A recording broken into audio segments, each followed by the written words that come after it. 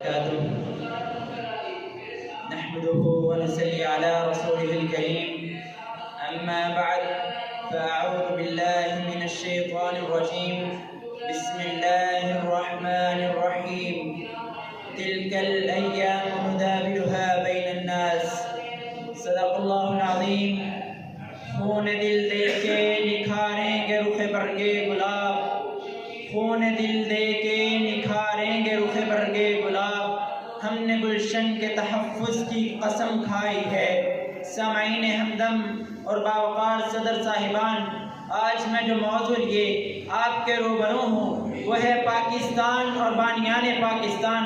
معزز سامعین، پاکستان ایک مملکت خداداد ہے جو بر صغیر کے لقدک صحراؤں، وسیع و عریض میدانوں، فلک بوس پہاڑوں اور چٹانوں کے مسلم اکثریتی علاقوں کا حامل ہے، اور شاید کہ مجمع احباب میں سے کوئی شخص میری اس بات سے اختلاف نہ کرے کہ پاکستان 14 اگست 1947 کو نہیں بلکہ اسی وقت سے معرض وجود میں آ گیا تھا جب اہلیان ہند میں سے پہلا آدمی مسلمان ہوا تھا۔ مختلف نشیب و فراز کے بعد آخرکار علامہ محمد اقبال کی پرجوش آواز گونجی، دوبارہ عروج کے حصول کا بلبلہ ملا، غیر کے شکنجے سے نجات حاصل کرنا ہدف ٹھہرا۔ معزز سامعین، یہی وہ علامہ محمد اقبال تھے جو ایک عظیم شاعر، ایک عظیم فلسفی اور ایک حقیقی مسلمان بھی تھے۔ وہ پوری دنیا میں اسلام کا بول بالا دیکھنا چاہتے تھے اور بار بار یہ کہتے، کبھی اے نوجوان مسلم تدبر بھی کیا تو نے،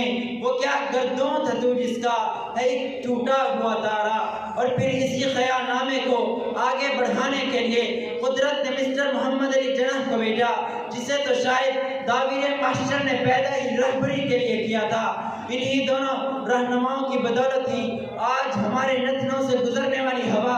اس آزاد مملکت کی فضا کی ہے جو اسلام کے نام پر وجود میں آئی، اور اس کو بنانے والے نے یہ دو ٹوک الفاظ سے کہہ دیا کہ یہاں اکبر دی گریٹ کا آئین اکبری نہیں چلے گا بلکہ یہاں کا آئین 1400 سال قبل نازل شدہ قرآن ہوگا۔ معزز سامعین، پاکستان صرف ایک ملک نہیں، پاکستان اسلام کی تجربہ گاہ ہے، پاکستان تاریخ کا وہ ورق ہے کہ جس کا عنوان ہمارے اسلاف نے اپنے لہو سے قائم کیا ہے۔ پاکستان علامہ محمد اقبال کا خواب ہے، پاکستان قائد اعظم محمد علی جناح کی تعبیر ہے، پاکستان ہند کے مسلمانوں کی تعمیر ہے، پاکستان نبی مکرم صلی اللہ علیہ وسلم کی شریعت کی جاگیر ہے۔ اب ہمارا یہ فرض بنتا ہے کہ وطن عزیز کو حقیقی معنوں میں اسلام کا قلعہ بنانے کے لیے تعلیمی، ثقافتی، معاشی، سماجی اور سیاسی محاذوں پر اپنی بھرپور صلاحیتوں کو پیش کرتے ہوئے